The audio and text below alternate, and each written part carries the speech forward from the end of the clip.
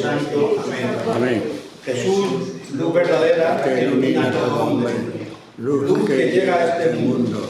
Nosotros sabemos que tú has venido de Dios el Padre para ser nuestro Maestro y que enseña los caminos de la verdad.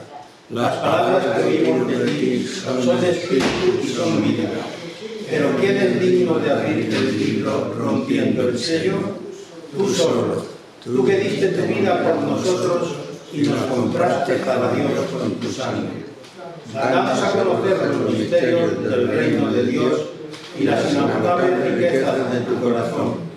Descúbrenos los tesoros de la sabiduría y de la ciencia de Dios que en ti se ocultan. Haz que tu palabra penetre en nuestras almas, guíe cual luz nuestros pasos, ilumine nuestras sendas hasta que amanezca el día y se disipen las tinieblas. Tú que vives y reinas por los siglos de los siglos. Amén.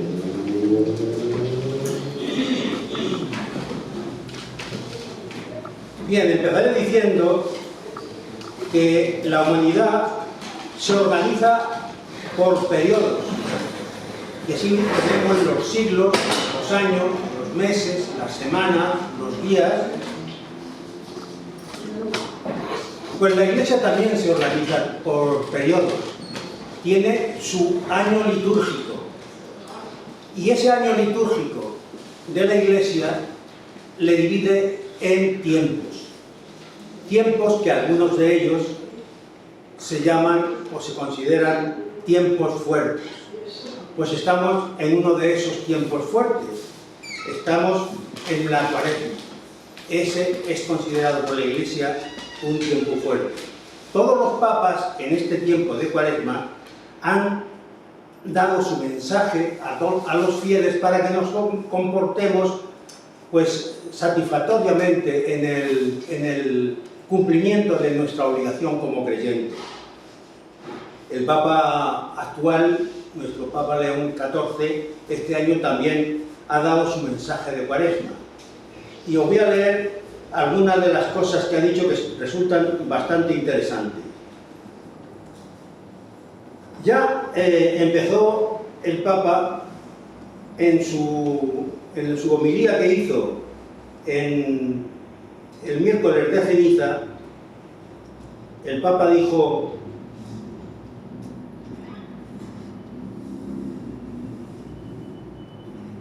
al inicio de cada tiempo litúrgico redescubrimos con una alegría siempre nueva la gracia de ser Iglesia, comunidad convocada para escuchar la palabra de Dios. Esto lo pronunció en la homilía del miércoles de ceniza, digo. Y después, en el mensaje, saco algunas cosas que a mí me han parecido interesantes para hacerlo llegar a vosotros. La Cuaresma, tiempo de conversión. Los invito a poner nuevamente a Dios en el centro de la vida, dejando que la palabra nos transforme y renovando la decisión de seguir a Cristo en su camino hacia la Pascua. Otra cita más que también nos decía el Papa: volver a poner a Dios en el centro. La Cuaresma es el tiempo en el que la Iglesia nos invita a poner de nuevo el misterio de Dios en el centro de nuestra vida. No se trata de hacer más cosas, se trata de dejar que Dios sea importante.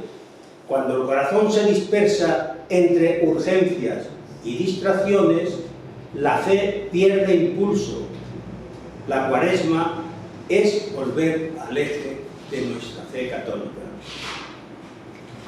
Bueno, pues precisamente para volver al eje de nuestra fe católica, bueno, yo quería hacer hoy una canción que a mí me ha gustado mucho, a ver si la conocéis.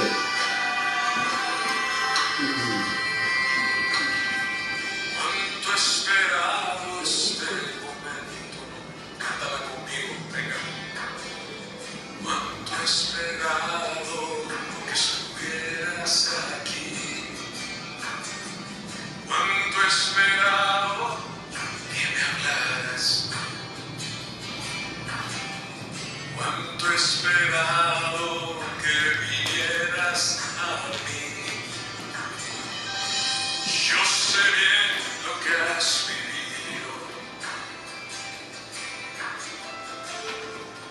sé también por qué has llorado.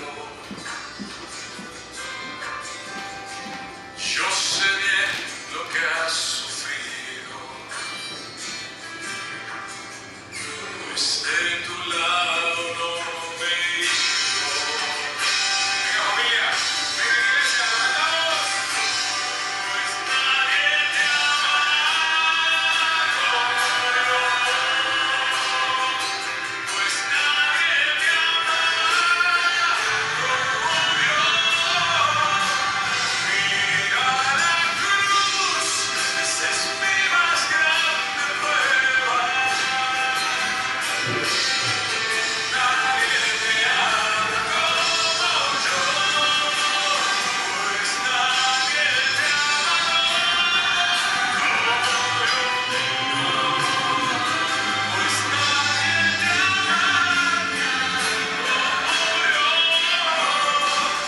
Mira la cruz, fue por ti, fue porque te amo. Nadie te ama como yo. ¿La conocéis? Sí. Bueno, pues entre el mensaje del Papa y las palabras de esta canción, mirad la cruz que es mi más grande prueba, fue por ti porque te amo. Ayer oí por televisión a un sacerdote en una de las misas que transmite que decía que vamos a celebrar la próxima semana el acontecimiento más grande de la humanidad de todos los tiempos, el acontecimiento histórico. Vamos a celebrar los católicos. Bueno, pues para recomponer todo esto que nos dice el Papa, la canción con estas palabras, y para celebrar ese gran acontecimiento, vamos a repasar hoy la historia de la pasión de nuestro Señor. Y lo haremos recordando antiguas profecías, salmos, el Evangelio y estudios de famosos doctores como el doctor Pierre Barnett sobre la sábana santa y el doctor William Ewart sobre el suplicio de la cruz. Hoy la existencia histórica de Jesucristo no ofrece duda, de ahí que el cura ayer en su homilía dijera el acontecimiento más grande de la humanidad. No ofrece duda. Pero voy a destacar por su significado los comentarios de un intelectual ruso en la época de Rusia, durante la persecución y durante el paganismo y el ateísmo más rudo, pues un intelectual, Kublanov, en tiempos de Stalin, decía: negar la existencia de Jesucristo es contradecir conclusiones universalmente aceptadas. Así decía este intelectual ruso, sí, en ese régimen tan cerradamente ateo. Si analizamos la historia, propiamente dicha, nos encontramos con que existen referencias hacia la persona de Jesucristo de historiadores romanos muy próximos a su tiempo, como son Tácito, del año 55 al 120, Plinio el Joven, del año 61 al 114, Cayo Seutonio, del año 75 al 170. Este Jesús del que vamos a hablar, sabemos que tiene dos naturalezas, una divina y otra humana. Nos ocuparemos hoy de la naturaleza humana que tomó de la Virgen María, según nos dice San Pablo en su carta a los Colosenses, cuando dice: llegada la plenitud de los tiempos, envió Dios a su Hijo, nacido de mujer. Bueno, pues, pero antes voy a hacer un breve paréntesis para aclarar conceptos sobre el significado que tienen algunas palabras relacionadas con la pasión, y que por muy oídas, a veces no captamos el significado tan profundo que tienen. Una primera palabra: justificación. Justificación es un hecho de la justicia de Dios. Dios declara al pecador legalmente justo, porque su Hijo cargó con el castigo y lo pagó por completo. El amor y la justicia de Dios, su misericordia, no está en haber dejado impunes los pecados de los hombres, sino en haberlos transferido a la persona de su Hijo. Segunda palabra, redención. Redención es el término técnico para explicar la obra de salvación humana realizada por Jesucristo. Su significación primaria es la liberación a base de pagar el conveniente precio o rescate. Esta idea que nos da San Pablo en sus cartas, que no se contenta con afirmar el hecho de la liberación del hombre por Jesucristo, sacándonos de la esclavitud del pecado, sino que expresamente habla del precio de la redención. En la 1 Corintios dice: habéis sido comprados a buen precio, especificando que ese precio es Cristo, más concretamente su sangre. Lo dice en Efesios: en él, por su sangre, tenemos redención, el perdón de los pecados, conforme a la riqueza de su gracia. Bueno, y hasta aquí el paréntesis. Y ahora quiero que nos hagamos esta pregunta: ¿por qué fue necesaria la pasión de nuestro Señor? Dios creó al hombre en estado de felicidad total. No quería para el hombre ni el dolor, ni la enfermedad, ni la muerte. Pero el hombre, engañado por el mal, la serpiente del paraíso, pretende ser como Dios. Pecado de soberbia, rechazo de amor. Se separa de Dios, que es la felicidad infinita y eterna, y sufre las consecuencias. Ante esta situación, Dios sigue siendo Dios y promete redención para su creación más preciada, el hombre. E inmediatamente entra en juego su plan de salvación, mostrando con ello su grandeza, su misericordia. ¿Cómo se realizará este plan? Una posible solución: el hombre que ha roto con Dios, que lo repare. Imposible. El hombre, ser finito, no puede reparar una culpa infinita, que lo es por ofender a un ser infinito, ofender a Dios. Otra posible solución: que lo repare Dios, que todo lo puede, pero entonces rompería la libertad del hombre, y Dios respeta por encima de todo su libertad, aunque ésta le lleve al pecado. Una tercera solución: que Dios se haga hombre y que como hombre quiera, y que como Dios pueda. Entonces la segunda persona de la Santísima Trinidad se hace hombre y lleva a cabo los planes de Dios. Recordamos la cita que he dicho antes de Gálatas. Y siendo esto así, hay que ver cuánto le costó a Jesús convencer a sus discípulos que el reino que predicaba no era como los reinos de la tierra, sino una crucifixión entre ladrones, después de una pasión atroz. Así se lo fue manifestando en distintos momentos de su vida pública. Voy a poner ejemplos. En la profecía del siervo de Yahvé, en Isaías, se puede entender cuando dice: conducido como oveja al matadero para ser inmolado por los pecados de todos. En el bautismo del Jordán, Juan nos dice: ahí tenéis el Cordero de Dios que quita el pecado del mundo. Con esta imagen del Cordero les era fácil recordar aquel otro Cordero degollado y sacrificado en la primera Pascua, en la salida de Egipto. En el mismo Evangelio de San Juan, cuando Jesús se comparó con la serpiente de bronce mandada a levantar por Moisés, alzada en el desierto, para que, mirándola, quedaran limpios todos las llagas que tenían y que le salían a los judíos. Le recuerda primero a Nicodemo: lo mismo que Moisés elevó la serpiente en el desierto, así tiene que ser elevado el Hijo del Hombre, para que todo el que cree en él tenga vida eterna.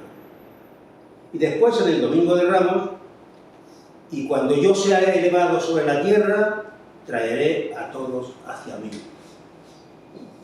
Quería decirles Jesús que sería elevado en el Gólgota, atrayendo sobre sí a todo el género humano.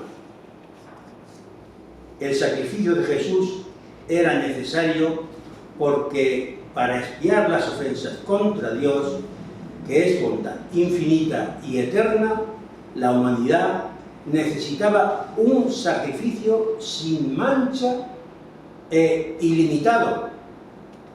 Así nos lo dice la carta a los Hebreos, como también nos dice en Hebreos: y llevado a la consumación, se convirtió para todos los que le obedecen en autor de salvación eterna.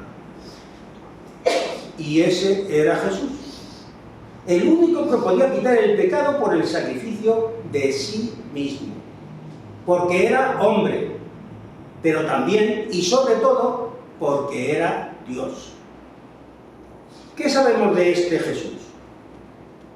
Tenía unos 30 años cuando comenzó a predicar y unos 33 cuando murió en la cruz. Esta es la versión clásica. Estudios modernos lo alteran en 3 o 4 años, pero eso no significa nada para lo que representa y lo que supone. Lo que supone su sacrificio. Sabemos que era un hombre joven, sano y fuerte. Tenía unos 83 centímetros de estatura, si consideramos la imagen de la sábana santa. San Marcos nos deja reflejado en su Evangelio algunas jornadas con una actividad impresionante. Le vemos predicando, atendiendo a las masas, curando sin parar. Nos dice el texto en Marcos que ni para comer tenía tiempo. Capaz de pasar jornadas de larga caminata sin parar de atender a todos y darse luego a la oración para volver de madrugada y a veces pasar entera la noche en oración. O sea, Jesús estaba en la plenitud de la vida. También conocemos su fisonomía moral, la delicadeza de su corazón. Se apenaba por la dureza de corazón de los que le censuraban que curase en sábado, nos lo dice Marcos también. Hay un detalle que impresiona en la curación de un leproso. Le dice: si quieres, puedes limpiarme. Y Marcos nos dice que, enternecido, le tocó, lo acarició, que es justo lo que hacía Santa Teresa de Calcuta con sus enfermos para imitarle. Un corazón con tantos quilates que llora en la muerte de Lázaro. Lo vimos en el Evangelio de ayer. Al ver el dolor de sus amigos por la muerte. Y llora aun sabiendo que le va a resucitar. Este Jesús sabía que tenía que comprarnos con su sangre y aceptaba tomar sobre él todos los pecados de todos los tiempos. ¿Cuántas veces debió oír de joven en la sinagoga la cita de Isaías que dice: aunque vuestros pecados fueran como la grana, cual la nieve blanquearán; aunque fueran rojos como el carmesí, cual la lana quedarán? La pasión fue algo permanente en su vida. Un famoso doctor, William Ewart, del Departamento de Patología americano, y coincidiendo con el doctor Floyd Hosmer, dice los dos: la temida, futura e inmediata realidad tuvo que producir en Jesús una tremenda angustia con repercusiones biológicas. Hasta aquí hemos explicado la pregunta del por qué fue necesaria la pasión. Vamos a recordar ahora ese precio que tuvo de pagar Jesús por la liquidación de nuestras culpas. Y pasamos ya directamente a la pasión de nuestro Señor Jesucristo. Celebrada la Pascua en el cenáculo, se advierte tensión, tristeza, miedo. En los famosos capítulos del Evangelio de San Juan, del 13 al 17, que Adolfo ha empezado ya a tratarlos en la última reunión, en la última charla que tuvimos el pasado lunes, ya empezó a decirlo, se puede ver en estos capítulos cómo Jesús les habló de tradiciones, que iba a estar muy poco tiempo con ellos, que no se turbara su corazón. ¿Qué veía en ellos que les dijese: no se turbe vuestro corazón, creéis en Dios, creed también en mí? A pesar de todo, sus discípulos no entendían. Posiblemente el miedo les impedía descubrir lo que estaba ocurriendo. Pues entre tantos misterios hay uno que desconcierta a nuestra naturaleza humana. Cuando ya no hay quien pare la tragedia, hablando de tejas abajo, dice Jesús: ahora ha sido glorificado el Hijo del Hombre. La glorificación por el dolor, uno de los misterios que más nos cuesta digerir. ¡Qué gran revelación! A partir de su muerte, ningún dolor, pena, desgracia, enfermedad o sufrimiento quedará en balde. Que la hora de que tanto nos habla San Juan en su Evangelio es la hora de la cruz, no hay ninguna duda, pues nos muestra Jesús diciendo: Padre, llegó la hora, y salió para el huerto de los olivos. Jesús en Getsemaní. Había a la entrada de este huerto una espaciosa gruta, y allí quedaron 8 de sus apóstoles. Y dijo a Pedro, Santiago y Juan, sus más íntimos amigos, que le acompañasen pidiéndoles consuelo. La agonía de Getsemaní es tal vez el misterio de la vida de Jesús que más turba y desorienta. Recordemos que el demonio fue vencido en las tentaciones del desierto, y San Lucas nos dice que se alejó hasta tiempo oportuno. Pues este es el tiempo oportuno en el que Dios permite que Satanás vuelque todo su odio en la naturaleza humana de Jesucristo. ¿Qué mejor tiempo para que Satanás descargue todo su odio ahora que lo está pasando mal? Repasemos los textos. Angustias de muerte, nos dice el Salmo. Mi alma está triste hasta el punto de morir, nos dice Mateo. Sabiendo que Jesús era Dios, cuesta creer que esa naturaleza humana esté tan empobrecida que tiemble y tenga necesidad de pedir ayuda a los amigos más íntimos. Un comentarista, el dominico Padre Prat, dice: hace falta ser omnipotente para poder soportar tanto sufrimiento.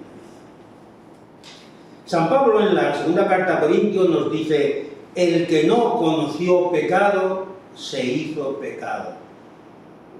El abismo de Getsemaní es un abismo insondable. Porque es aquí, en Getsemaní, cuando Jesús carga con todos los pecados, se siente autor de todos los pecados, los crímenes, las impurezas, los adulterios, abusos, engaños, traiciones, blasfemias. El estado de Jesús en Getsemaní es aterrador. Hay un relato de la beata Ana Catalina Emmerich, una alemana de los siglos XVIII y XIX, donde cuenta una visión que tuvo sobre este trance. Por su cabeza pasan todos los malos pensamientos. Cada mal pensamiento es una espina que se clava en su sacratísima cabeza y siente horror. Por sus ojos pasan todas las malas miradas. Cada mala mirada es una gota de sudor de sangre que corre por su rostro y siente la angustia de la muerte. Por su boca pasan todas las malas acciones realizadas por la palabra, las horribles blasfemias, las conversaciones obscenas, las malas enseñanzas, y se siente morir. Por su corazón pasan todas las ofensas, todos los pecados de todos los tiempos, de todos, y agoniza por el dolor que le causa.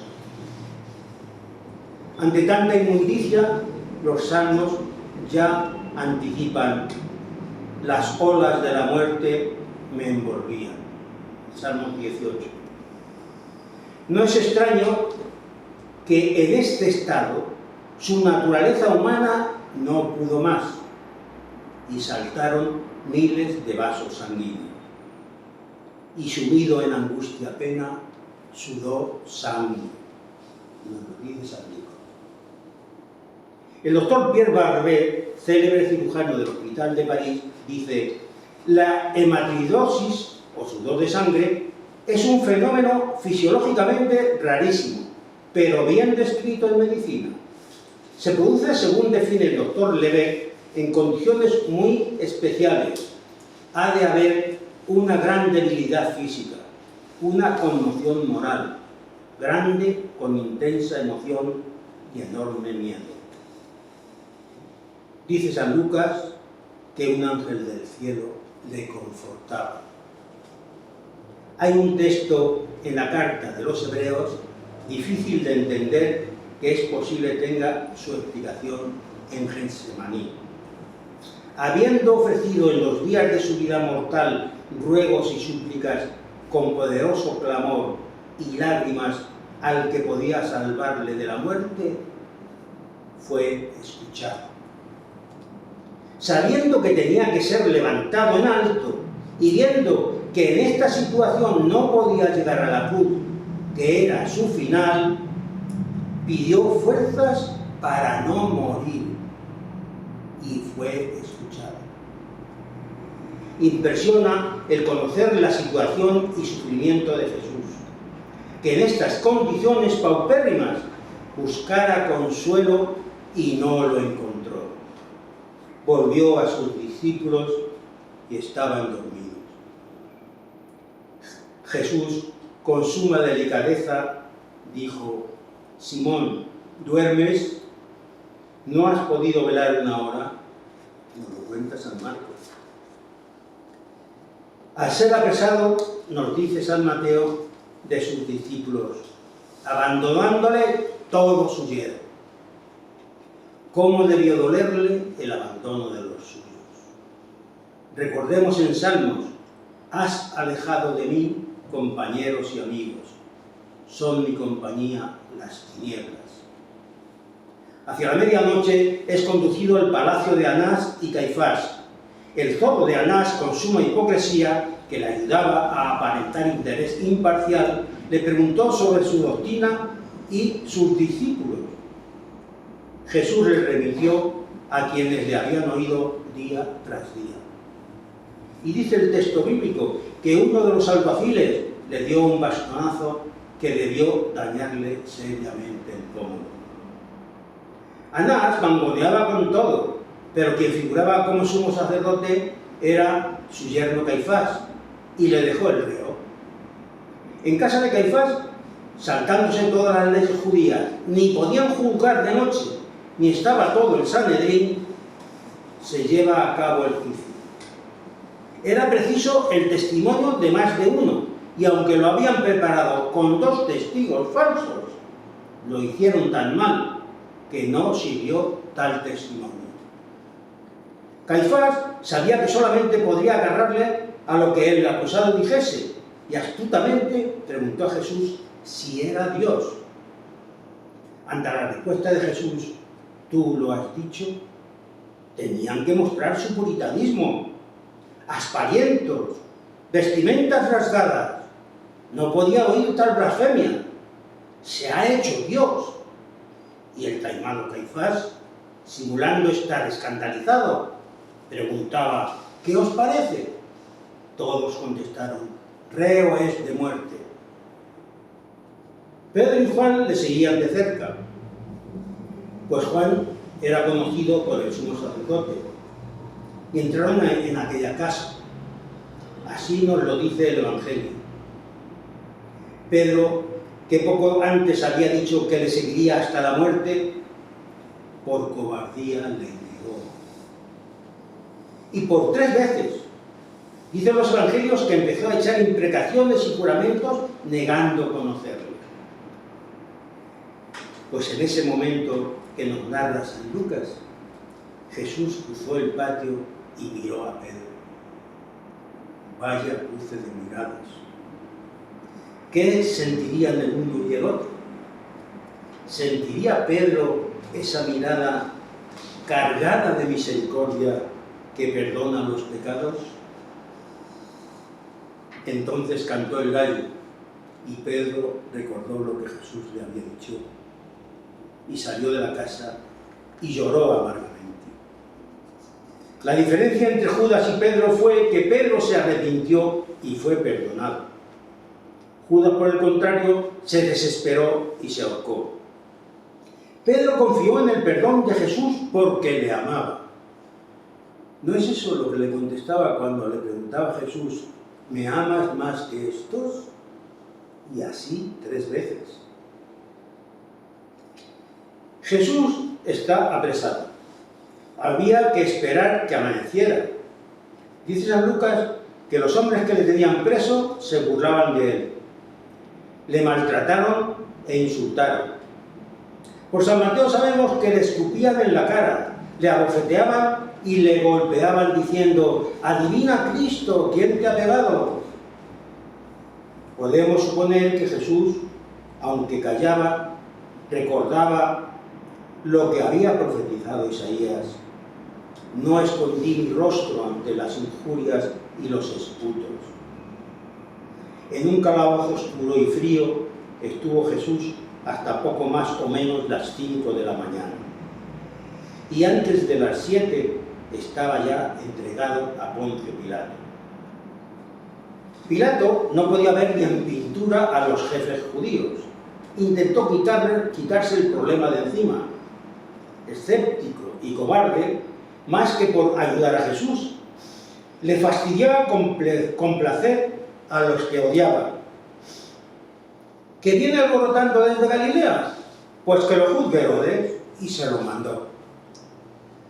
Herodes era el prototipo del hombre empecatado y quiso divertirse a costa del reo, obligándole a que hiciera allí algún milagro. Por eso, sin inmutarse ante Herodes, ni una palabra salió de Jesús. Para disimular el ridículo, le trató a Jesús de loco y vistiéndole de rey, lo devolvió a Pilato. Muy curioso, dice San Lucas, que estos 2 personajes que se odiaban, Herodes y Pilato, se hicieron amigos desde ese momento.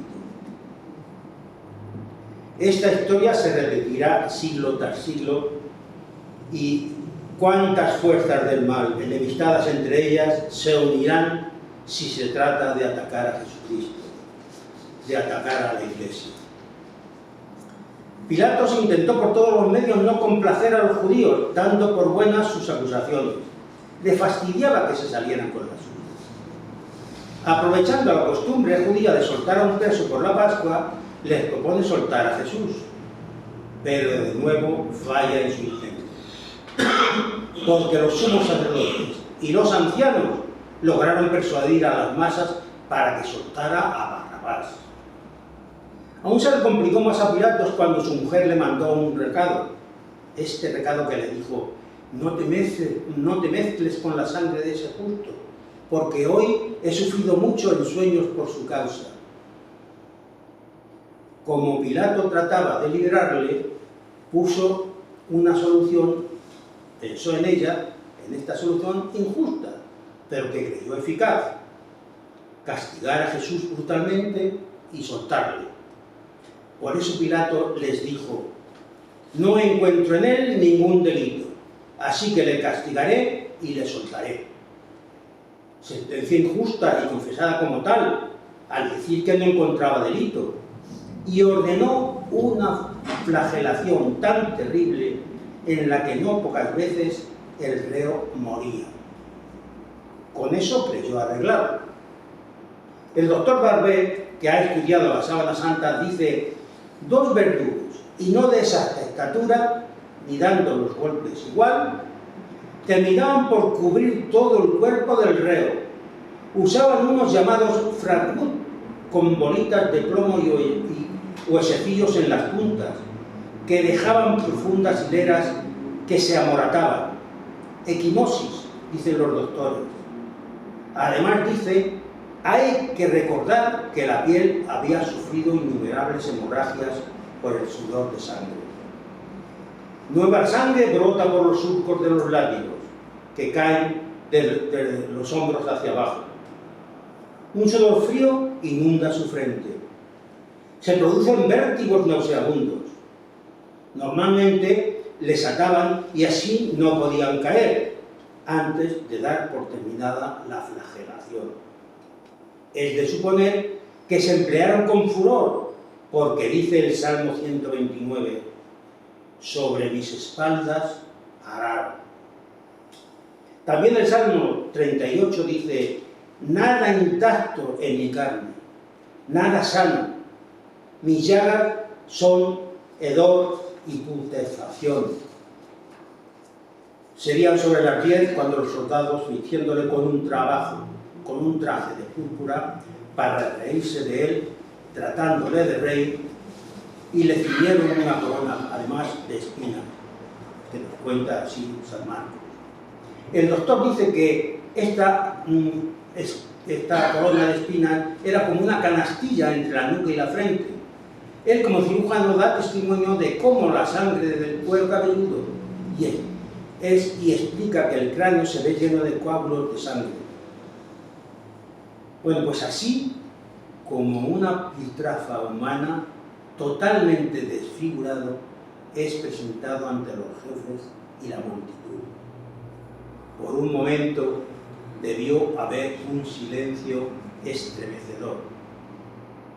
Era el ecce homo que tanto ha servido de inspiración para los artistas y tanta piedad para los fieles. Pero los perversos jefes manejaban la turba y no cesaban de gritar: ¡crucifícalo! ¡Crucifícalo! Los judíos iban cortando a Pilato toda retirada, y los gritos de la gente le tocaron su punto más débil. Si sueltas a ese, no eres amigo del César. Todo el que se hace rey se enfrenta al César. Eso era ya una preocupación, una preocupante amenaza. Le querían mover su poltrona. La hipocresía llegó a cotas insospechadas con tal de conseguir la cruz para Jesús. Le seguían gritando: no tenemos más rey que el César. Entonces Pilato se sentó en el tribunal y lo entregó para que lo crucificaran. Serían sobre las 11 de la mañana cuando Pilato dictó la sentencia. El pueblo respondió gritando: caiga su sangre sobre nosotros y sobre nuestros hijos. Era la hora sexta. De la Torre Antonia, que era la estancia de Pilatos, al Calvario hay unos 600 metros. No es extraño, dado el estado en el que se encontraba, que en el camino tuviera varias caídas. Lo que no cabe duda es que los soldados, ya camino del Calvario, debieron darse cuenta de que no llegaba vivo, sin que alguien le ayudase a llevar la cruz. Pasaba uno que volvía del campo, Simón de Cirene, el padre de Alejandro y Rufo, y le obligaron a llevar la cruz. Nos lo dice San Marcos. porque así como estaba, no podía llegar al Calvario. Tampoco extraña que se encontrara con su madre, porque sabemos por San Juan que María estuvo junto a la cruz. Martín Descalzo imagina este posible encuentro con su madre, que al enterarse de lo que ocurría, corrió a su encuentro y al abrirse paso entre la gente, oyó alguna voz que decía: es la madre, es la madre.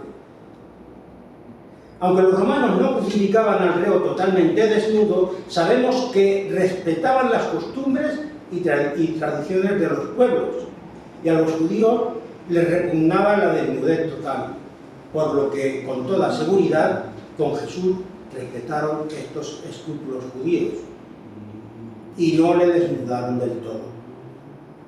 Dice el doctor que al arrancar el resto de la ropa, los hilos de tela que están pegados entre las llagas, al tirar sin miramiento, arrancan las innumerables terminaciones nerviosas, dejando heridas en carne viva. Serían las 12 cuando los romanos lo crucificaron. Los clavos, forjados de 8 milímetros, irregulares en sus bordes, los clavaban entre las muñecas. Solían hacer los agujeros antes, y como las medían a ojo, a veces desconjuntaban huesos. Aunque Jesús no se quejó, su rostro, dice el doctor, hubo necesariamente de contraerse horriblemente. El dolor es el más horrible que puede sufrir un hombre. Al ser levantado hacia la herida del tronco tirante como la cuerda de un violín, vibrando a cada sacudida y cada movimiento en la cruz. Y así, 1, 2, 3 horas. Ha perdido gran cantidad de sangre con una fiebre alta, unos 39 grados. Deshidratado, la boca y la garganta secas. Una terrible sed por la pérdida de sangre. Así profetizó el Salmo 22.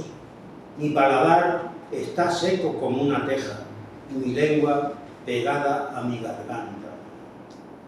Morían generalmente asfixiados. El doctor, que tanto ha estudiado la crucifixión, dice: los músculos quedan tensos, sus deltoides y bíceps tirantes, y los dedos como ganchos.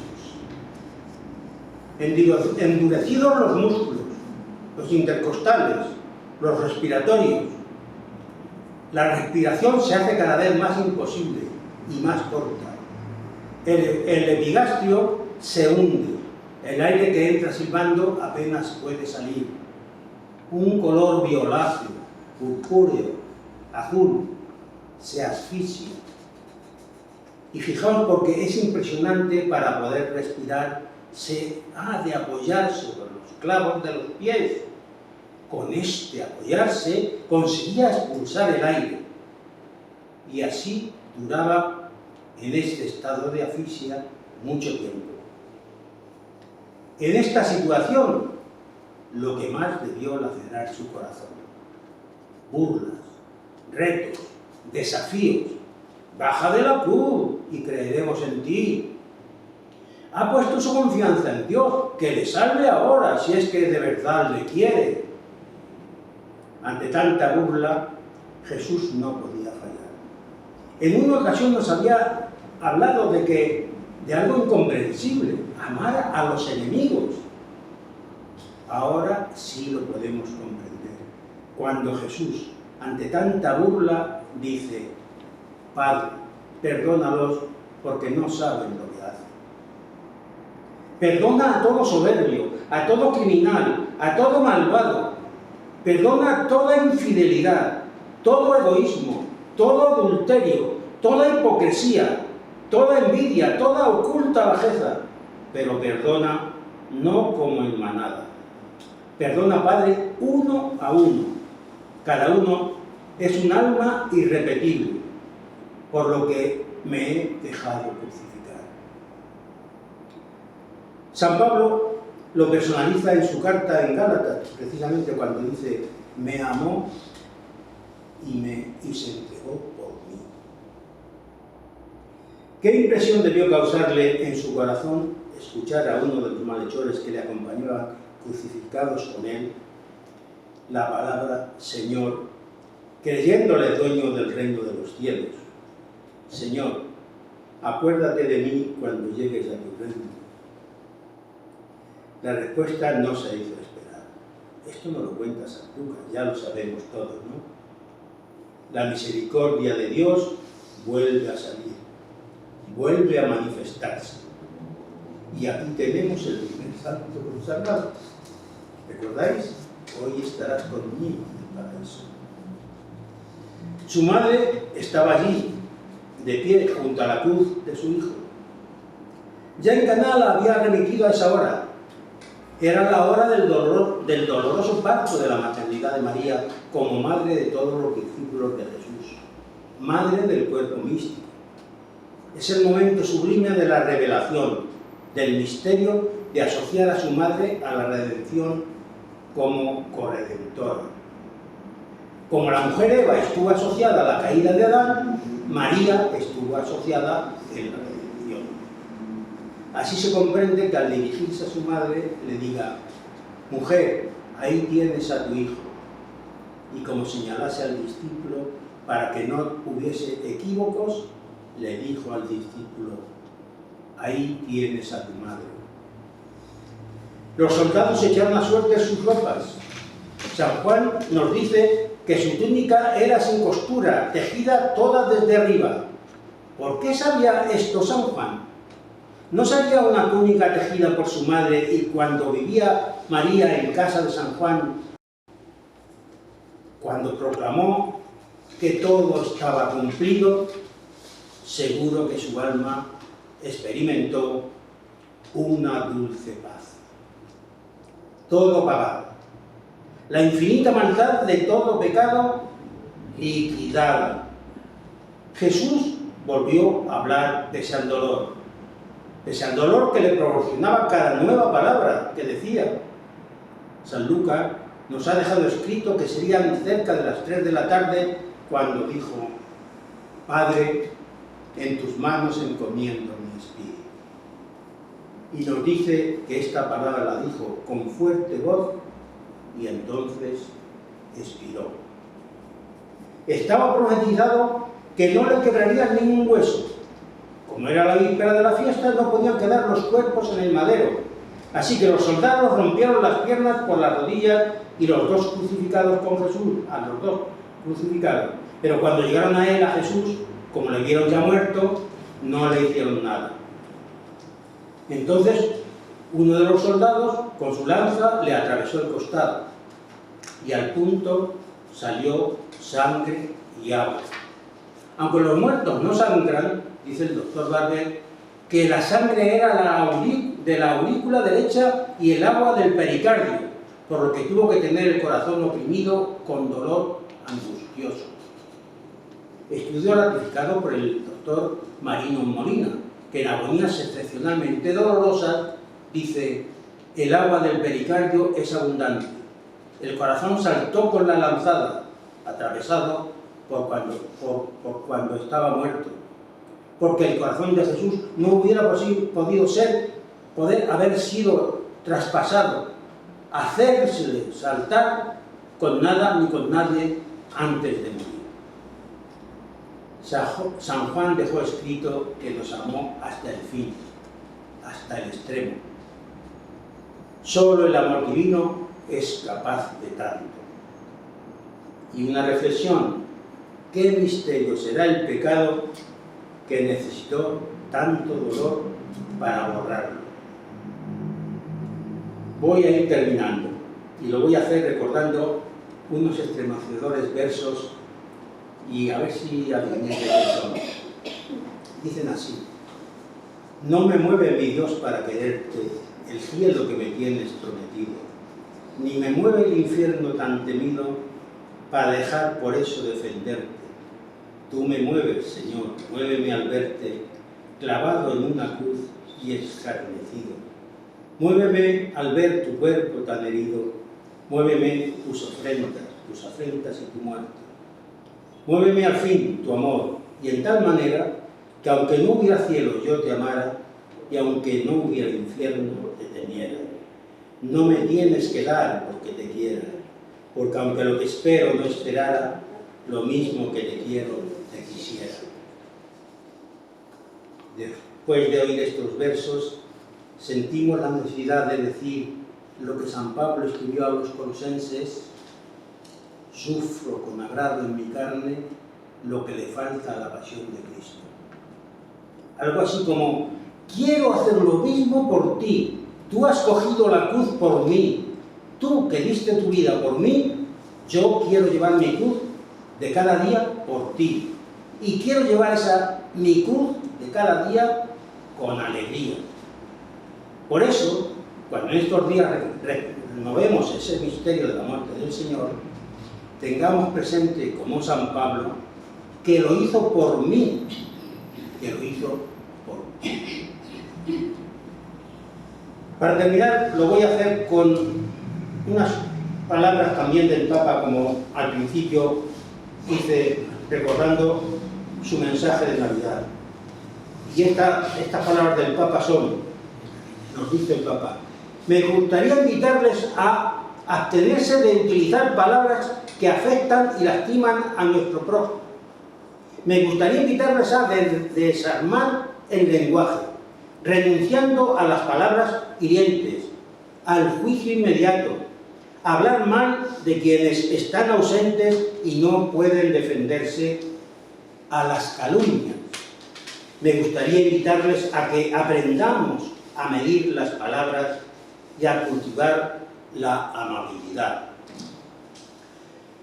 Bueno, pues, recordando esta muerte en cruz, vamos a terminar este final como no lo último de todo, sino que la cruz nos trajo la muerte, pero después vino la resurrección. Cristo tuvo que morir, como moriremos todos, para resucitar, como resucitaremos todos. Antes recordaba lo que nos decía precisamente en el capítulo 13, la semana pasada, Adolfo, estudiando el capítulo de San Juan. Decía Jesús a sus discípulos: conviene que yo me vaya. Donde yo voy, ahora vosotros no podéis venir. Donde yo voy hay muchas moradas, voy a prepararos vuestras moradas. Pues que tengamos en cuenta que allí tenemos nuestras moradas, que después de todo lo que pasó en la cruz, Jesús nos resucitó a todos y estaremos con Él en su momento, cuando Dios y Él quiera que lleguemos. Así que con esto termino y os deseo a todos una feliz Pascua de Jesús. Y ahora vamos a empezar a la Virgen también. Vamos a rezar a la Virgen. Virgen, bella como la luna, delicia del cielo, en cuyo rostro se miran los santos y se contemplan los santos. Haz que nosotros, tus hijos, nos parezcamos a ti, y que nuestras almas reciban un rayo de esa belleza tuya, que no decae en los años, sino que brilla en la eternidad. María, sol del cielo, despierta tú la vida donde haya muerte, e ilumina los ojos de que haya tinieblas. Reflejándote en el rostro de tus hijos, concédenos un destello de tu luz y tu fervor. María, poderosa como un ejército, concede a nuestras filas la victoria. Somos tan débiles y nuestros enemigos se ofrecen con tantos estragos, más cuanto la bandera nos sentimos seguros de vencer. Él conoce el poder de tu bien y teme la majestad de tu gracia. Sálvanos, María, bella como la luna, única como el sol, temible como un ejército ordenado, levantado en pie de guerra, no por el odio, sino por la llama del amor.